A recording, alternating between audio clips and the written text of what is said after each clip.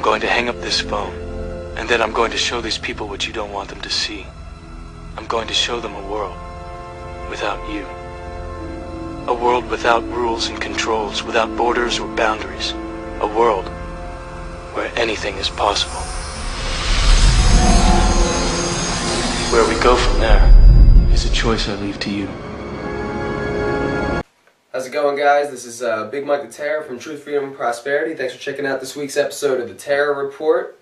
Got a lot of hard-hitting news for you this week. It's been a rough week for freedom. Let's get things started here. On Wednesday, the House of Representatives voted on a bill from a previous piece of legislation in 2008 called the Foreign Intelligence Surveillance Act. They voted on an amendment in this allows the government to track phone calls, emails, other forms of communication. So in essence, it's very similar to the Patriot Act. This kind of flies in the face of the idea of the Fourth Amendment, where we're supposed to be safe in our persons, papers, and effects against unreasonable searches and seizures. So this, just like the Patriot Act, kills the Fourth Amendment. This is in conjunction with last month from a case in this U.S. Circuit Court of Appeals where it was ruled that you have no expectation of privacy when you have a cell phone. So any signals, whether it's GPS or a phone call, you have no expectation of privacy, and the government or the police are allowed to pick up on that without you knowing, without telling you, without a warrant, and use that against you for whatever they are trying to get. That ruling came out of a case called the United States versus Skinner, where the DEA used his cell phone data against him in order to incriminate him for some kind of drug smuggling, and he fought it because they weren't using a warrant to obtain this information. So then it came out in court where your cell phone data is not private. So remember that next time you're using your cell phone as a GPS or on the phone in the car, that can be used against you. Our next story is a pretty serious blow to the Second Amendment. Obama has, using the Department of Justice, authorized the ATF to seize property in cases or situations where there's substance abuse. So, given this authority to the ATF, the Department of Alcohol, Tobacco, and Firearms, effectively what's going on is that if you are convicted of a crime with substance abuse attached to it, you were abusing somebody because you were under the influence of alcohol, you got hit for marijuana possession, now the ATF, through the Department of Justice, has the right to take away your firearms. So how many people do you know drink on a regular basis? How many people do you know smoke marijuana? So with this new authority, there's now a lot of people who own firearms where technically they are illegally owning firearms because they might be marijuana smokers. Our next story starts off on a good note. A U.S. District Judge ruled against the Section 1021 of the 2012 National Defense Authorization Act, granting them the power to indefinitely detain U.S. citizens. So yeah, that sounds like good news, but of course Obama's lawyers are looking to challenge that ruling. Again, this is something that Obama passed on New Year's and said that, he passed it with great pains and he didn't want to do it. He would never plan to use it against citizens. Why would he be appealing if he doesn't plan on using it? And the whole thing kind of makes things like this.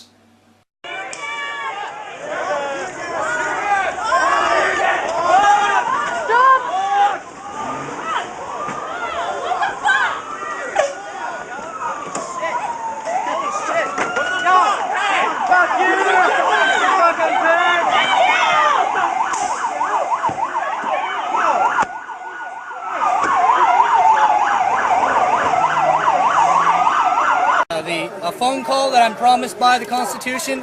I will not be entitled to any kind of legal representation. I was told that nothing that I could do other than be put in a jail cell until I was arraigned. That's what I was told. That's crazy. If I don't take the inoculation or whatever you want to call it, that I do not get my rights afforded to me, and I'm going to spend, my court date is now July 11th, I will spend that time in jail until I take this shot. Forced shot that you cannot opt out. You cannot opt out of. Just to break everybody. And then you have the case that we reported on before, Brandon Robb, where he was taken just for Facebook posts without any charges or anything like that. So it's becoming a new scary reality where indefinite detention is going to become the norm without charges. And what is probably the biggest news story this week is the Federal Reserve's announcement that it is going to be starting quantitative easing, or QE3. It's doing this in an open-ended, unending format of spending $40 billion a month on mortgage-backed securities. That's equivalent to $480 billion a month just injected into the monetary system. Now, what's so serious about this is that it is completely open-ended. There's no end in sight. So this could go on and on and on for an untold amount of time. And when we already have deficits that run up over $1 trillion a year, social programs that are insolvent, banks that are going bust and in need of bailouts, which if history repeats itself, they'll definitely do. This is just even more inflation to weaken our dollar that much more. Now the markets are already responding to this. Gold is up, silver's up, oil's up, and there's no telling what this is going to do to markets around the world. Their trust in the dollar. So we just had our credit downgraded again. So it's only a matter of time before the inflation gets so bad that countries like China start to move away from the dollar and we have a full-on economic crash. You might say to yourself, oh, well, it's not that bad, is it? Is it that bad? Well, let's look at what Ron Paul has to say. I mean, he has been right for the past 30 years, whether it be about the housing bubble or from the fact that our actions in Libya are going to bring al-Qaeda there. What does he have to say? Well, it shouldn't surprise anybody, but it's still astounding. To me, it's so astounding that it doesn't collapse the markets. I mean, he's saying, hey, we're in very big trouble. We're going to do something unprecedented, and we believe it won't hurt the dollar.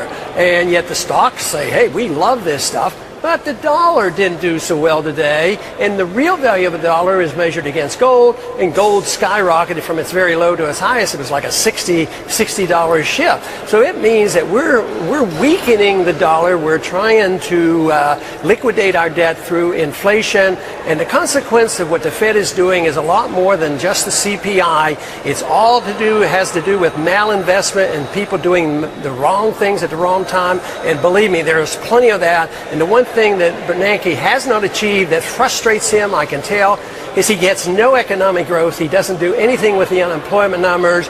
And from my viewpoint, I think the country should have panicked over the fact that what the Fed is saying, that we've lost control, and the only thing we have left is massively creating new money out of thin air, which hasn't worked before, and it's not going to work this time.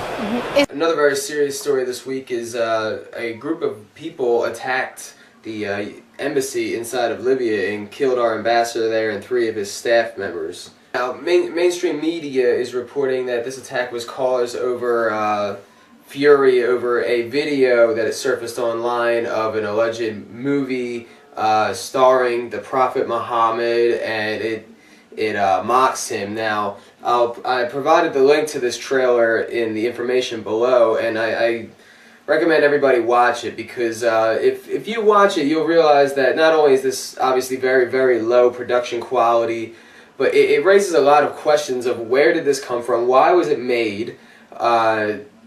It's just odd. There's a lot of people involved with the film. All the actors came together and apologized. They claim that the script was changed, that their voices were dubbed over, and if you watch the entire video, you can see many instances of their voices being dubbed over and their lines changed.